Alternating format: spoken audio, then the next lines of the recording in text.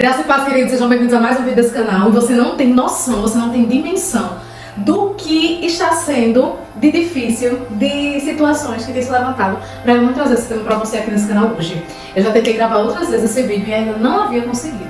Mas pelo poder do nome de Jesus, hoje eu vou passar para você. Isso é um conhecimento que eu não vou fazer um vídeo pequeno de conhecimentos bíblicos hoje não. Hoje vai ser algo específico.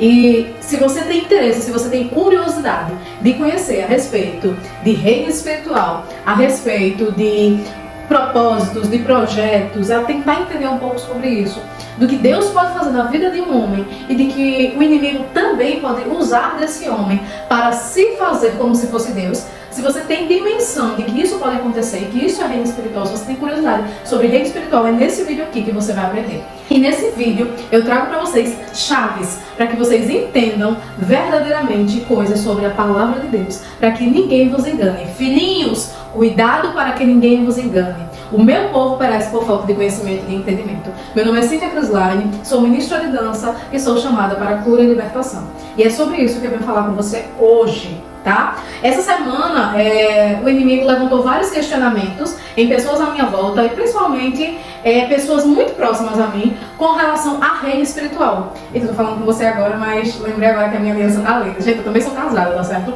Mas com relação a reino espiritual, voltando para o nosso contexto, simplesmente, muitas vezes, as pessoas que não têm conhecimento, elas acham e associam que as nossas experiências espirituais, muitas vezes, estão ligadas ao espiritismo e não tem nada a ver. Primeiramente, eu gostaria de listar para vocês coisas que você precisa saber que existe de diferente. O espiritismo, ele se baseia no livro de Allan Kardec, o cristianismo na Bíblia, o evangelho na Bíblia. O espiritismo se baseia em espíritos bons e espíritos obsessores. A Bíblia se baseia em o Espírito de Deus, que é bom, que é o Espírito que estava no Pai, que estava em Jesus, e quando ele morre na cruz do Calvário, ele envia esse Espírito para nós. Então é o mesmo Espírito que estava no Pai, o Espírito de Deus, o único Espírito, e os espíritos malignos, que são os demônios, as hostes espirituais. A gente sabe que a nossa luta não é contra a carne, Efésios diz, nossa luta não é contra a carne, nem contra sangue, mas contra principados e potestades nas hostes espirituais e nas hostes celestiais, ou seja, o reino das trevas que tem operado no nosso mundo, no mundo que nós estamos inseridos. Desde que houve a queda do inimigo na terra e desde que o homem abriu essa porta por meio da desobediência lá no jardim que estava dentro do Éden. O jardim no Éden. Então, desde esse princípio, que muito tem se falado com relação a essas coisas e as pessoas às vezes confundem. Ah, mas eu tive uma experiência espiritual, ou simplesmente eu senti um arrepio, ou simplesmente eu senti a energia daquela pessoa. Não é a energia daquela pessoa, é a presença maligna ao lado daquela pessoa que você pode muitas vezes sentir. E algumas pessoas sentem mais. E isso não é espiritismo, isso é dom de discernimento de Deus. Então esse dom ele vem por meio do Espírito de Deus. Porém, o inimigo também ele tem as suas artimanhas e ele também se usa de imagens ou até de coisas como se fosse o Espírito de Deus. E eu preciso falar isso pra você hoje, para que você nunca mais se engane, tá certo? Então eu vou ler uma história bíblica rápida e breve que vai tentar abrir um pouco a sua mente. Mas antes disso, antes de eu ler essa história, nós iremos fazer uma oração aqui nesse vídeo. Isso é muito sério, o que eu tô falando pra você é muito sério, então é por isso que eu estou aqui, vou fazer uma oração pra você nesse momento. Então vamos lá. Se você está em algum lugar sozinho ou com alguém, feche os seus olhos, leve a sua mente ao trono de Deus. Então, e não esvazie a sua mente, mas enche a sua mente da graça e do poder de Deus nesse momento. Então, Pai, em nome de Jesus, nesse momento, Senhor, nesse vídeo, nós levamos a nossa mente cativa ao trono da Tua graça, a sabedoria e o conhecimento do Teu reino, que o Senhor possa estar trazendo a revelação necessária para nós nesse momento, que nenhuma arma forjada do inferno tenha poder para roubar a palavra que o Senhor já preparou para nós neste dia, que nenhuma investida maligna tenha poder para sussurrar agora nos nossos ouvidos. Nesse momento, nós consagramos os nossos ouvidos, põe a mão no seu ouvido assim, consagramos os nossos ouvidos à Tua voz, Deus amado e Deus querido. Nós consagramos a nossa mente, a Tua presença, o Teu conhecimento, a Ti. Nós consagramos os nossos olhos, a nossa boca, o nosso útero, tudo é para Ti, Deus. Tudo está consagrado a Ti. Quem não tem útero, a unção de gerar é do Senhor. Então, em nome de Jesus, nós agora levamos a nossa mente cativa. Que toda paralisia, que toda distração agora bata em retirada. Que nós possamos ler e entender a Tua palavra. Em nome de Jesus, amém. Então, vamos lá. Em Atos 16, a partir do versículo 16, conta a história de uma jovem que era adivinhadora. Porém, ela havia esse dom, ela recebia esse dom e ela vivia neste dom por meio de demônios. E diz assim: ora, aconteceu que quando íamos, quem ia? Paulo e Silas. Nós estamos falando da segunda viagem missionária. Aconteceu que quando Paulo e Silas iam ao lugar de oração, veio ao encontro uma jovem que tinha um espírito adivinhador. Por que eu vou falar sobre isso? Antes de terminar essa partezinha, eu quero dizer a você, às vezes, você está na igreja, às vezes você passa em algum lugar, alguém toca no seu braço e fala: olha, sua vida vai acontecer isso e isso. Ou você está passando isso e isso e isso. Então, às vezes, claro que pode ter o dom de Deus, que é o dom profético de Deus, para revelar algo da sua vida para alguém. Mas, geralmente, o inimigo, ele se aproveita e usa esse dom, que é um dom de adivinhação, que já está descrito na Bíblia, que essa jovem já era possessa por esse dom. E é simplesmente a pessoa toca em você e diz algo da sua vida. E claro que pode dizer, porque o inimigo também, ele vê, o inimigo das nossas almas, ele tem conhecimento sobre a nossa vida, porque ele viu desde o início a nossa criação. Então, da mesma forma que Deus, ele conhece, o inimigo também, ele fica ao nosso derredor, bramando quem possa tragar. Ou seja, ele fica só conhecendo a nossa vida, muitas vezes. Então, ele muitas vezes tem acesso a isso e consegue adivinhar facilmente a algumas coisas que estamos vivendo ou algumas coisas que estamos passando. E muitas vezes é um método de adivinhação, mas é simplesmente porque ele viu. Você passa por aquela situação e você pensa assim: poxa, ninguém viu isso, então essa pessoa acertou. Tenha cuidado, porque nem tudo é dom de Deus. Às vezes é dom de adivinhação, às vezes é dom de feitiçaria e engano. Nesse momento, eu gostaria de orar repreendendo todo espírito de feitiçaria, todo espírito de engano na sua vida, que seja cancelado agora na autoridade do nome de Jesus. Continuando. E veio ao encontro uma jovem que tinha um espírito adivinhador e que adivinhando dava grande lucro aos seus senhores. Algumas pessoas dizem: ah, Cíntia, mas essa pessoa que adivinhou isso na minha vida não deu lucro para ninguém. Você que pensa, às vezes está dando lucro a Satanás e está enchendo a sua mente, fazendo com que você procure ou o espiritismo, ou o ocultismo, ou até a bruxaria. E aí a gente sabe que tem várias outras denominações que se envolvem dessas situações. E você tem que ter cuidado. Eu não estou aqui pregando religião de ninguém. E também não estou aqui falando da religião de ninguém. Estou falando de reino espiritual, certo? E do cristianismo, da verdade de Cristo. Cristo Jesus. Agora chegou meu esposo. Vou dar uma pausazinha para ele passar. Então, queridos, eu quero dizer a você, ele já passou, ela seguindo a Paulo e a nós, Paulo e Silas, estamos falando aqui de Timóteo, que estava junto com eles. Ela começou a seguir eles e clamava dizendo: são servos de Deus Altíssimo, esses homens que vos anunciam um caminho de salvação. Eles estavam anunciando um caminho. Quem era o caminho? Jesus. Porque Jesus é o caminho, a verdade e a vida, o caminho. E fazia isto por muitos dias, mas Paulo, perturbado, voltou-se e disse ao Espírito: eu te ordeno, em nome de Jesus Cristo, saia dela. E na mesma hora saiu. Ora, vendo seus senhores que a esperança do seu lucro havia desaparecido, prenderam Paulo e Silas e os arrastaram para a praça, à presença dos magistrados, à presença dos sábios da lei. O que eu quero dizer com isso, meus queridos? Nada além, nada mais que eu quero dizer a você é que tenha cuidado com os espíritos adivinhadores. Eles são demônios. A Bíblia fala que a mulher era possessa, a jovem era possessa de demônios, e esse demônio era um espírito adivinhador.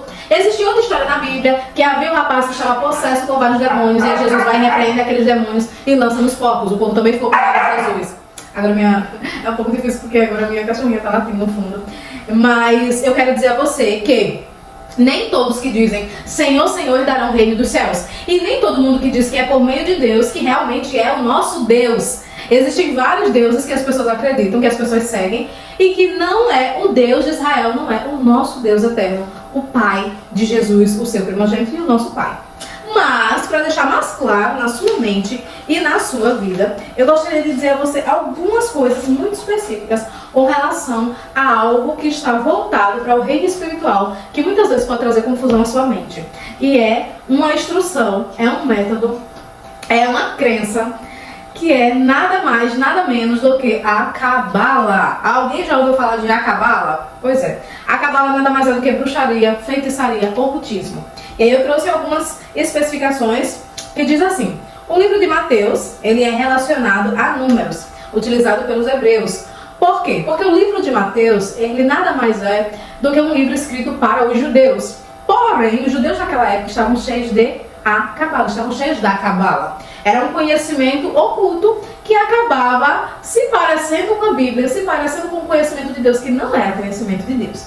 Era ocultismo puro. Temos que ter muito cuidado, principalmente no nosso meio hoje. Tem muitas igrejas crescendo e a gente tem que ter cuidado, porque nem toda igreja é aquela igreja realmente que segue a palavra de Deus.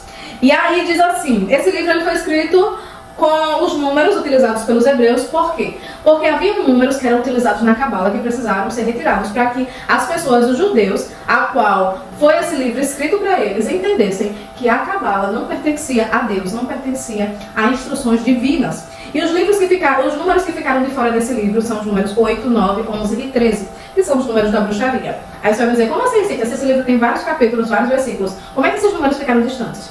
Se você parar para perceber, no livro de Mateus está escrito assim: um leproso, um paralítico, o profeta sem honra, o trigo e o joio, número 2, o grão de mostarda e o fermento, 2, 4 sementes, parábola do semeador, 5 pães, 2 peixinhos, dracmas, as 10 virgens, 12 apóstolos. Ou seja, tudo está relacionado a números, a numerologia. Mas diante desses números, nenhuma história foi citada relatando os números 8, 9, 11 e 13. Você pode pesquisar na sua Bíblia, você pode estudar sobre isso. O meu povo perece por falta de conhecimento, está escrito em Oséias, e você precisa conhecer a Bíblia, você precisa conhecer a palavra de Deus. A Cabala está ligada ao ocultismo, e o seu ensinamento não é bíblico. Usam de numerologia e de mistura do judaísmo ideias de outras religiões. A Cabala rejeita Jesus como Messias. Eles acreditam que Jesus era um fantasma ou apenas um profeta. Muitos judeus, até os dias de hoje, esperam a vinda do Messias. Eles não acreditam que Jesus era o Filho de Deus, porque Jesus veio montado em cima de um jumento. Jesus entra montado no jumentinho. Se você estudar a história de Jesus, você vai entender que sempre os homens grandes, os homens poderosos, eles vinham cheios de adornos, de riqueza. E para eles não aceitaram um homem que vinha entrando na cidade em cima de um jumento, fosse o Rei dos Reis e Senhor dos Senhores. Então, por conta disso, eles nunca aceitaram. E aí se encheram de Cabala. Usam de ensinamentos bíblicos como uma verdade codificada. Você acabou de ler essa palavra e essa palavra não é código. Se você entendeu o que estava acontecendo, não entendeu? Então não existe código para você entender a palavra de Deus. Só basta você ler e pesquisar. Não é código, não é algo que diz assim. Eu já vi muita gente dizer assim, vou ler a palavra do Senhor e Deus vai trazer a revelação. Deus pode trazer a revelação. Mas o conhecimento relacionado à palavra de Deus é história pura, é geografia, é estudo, certo? Deus pode trazer o direcionamento para a sua vida, mas o contexto é aquela palavra. A menina não deixou de ser atormentada, a menina não deixou, não era livre, ou estava sofrendo atormentações com espíritos obsessores. A menina simplesmente, ela estava sendo cheia e preenchida como seu templo, como a casa de demônios, e esse demônio era adivinhador. E aí Jesus não, nesse caso dessa menina, foi Paulo que precisou expulsar. No caso dos demônios que estavam no outro rapaz, que os demônios foram para os porcos, que está no livro de Mateus, esse cara foi expulsado, esses demônios foram expulsos pelo nome de Jesus, com a autoridade de Jesus. Então, simplesmente Jesus só falou assim, saia, porque a autoridade estava nele, certo? Quando Jesus sai de cena, os discípulos continuam o evangelho, quem expulsou nesse caso aqui dessa menina foi Paulo. E aí continua, Oséias fala, 4:6, que foi o que eu acabei de te falar, que o meu povo perece por falta de conhecimento. Outra confusão que tem entrado dentro das igrejas é nada mais, nada menos do que o gnosticismo. Gnosticismo nada mais é do que filosofia. É alguém pegar um pedaço da palavra isolado e simplesmente pregar como se fosse algo filosófico. Gente, eu tenho visto, isso tem me inquietado, isso tem me angustiado. Muitas ministrações, muita palavra, muito cantor novo que começa a pregar e nada mais, nada menos do que filosofia, gnosticismo puro, não é a palavra de Deus. Cuidado que nos últimos tempos surgirão ensinos que as pessoas buscarão para alimentar o seu próprio ego. E isso, nós estamos falando que Jesus está próximo. Jesus está às portas para voltar novamente a buscar o seu povo. Mas o gnosticismo tem enchido as igrejas, assim como encheu antigamente, assim como encheu as igrejas anteriormente, na época de Jesus, na época dos discípulos, tem enchido nos nossos dias. E a gente tem que ter o maior cuidado. Gnosticismo, filosofia. Você pegar, por exemplo, vai estudar sobre o amor. Você começa a estudar sobre os tipos de amor e não é sobre o amor que a Bíblia quis falar com você. Ou sobre a paz e você simplesmente vai em outro estudo filosófico que não é a Bíblia. Então, cuidado com o gnosticismo, cuidado com a Cabala.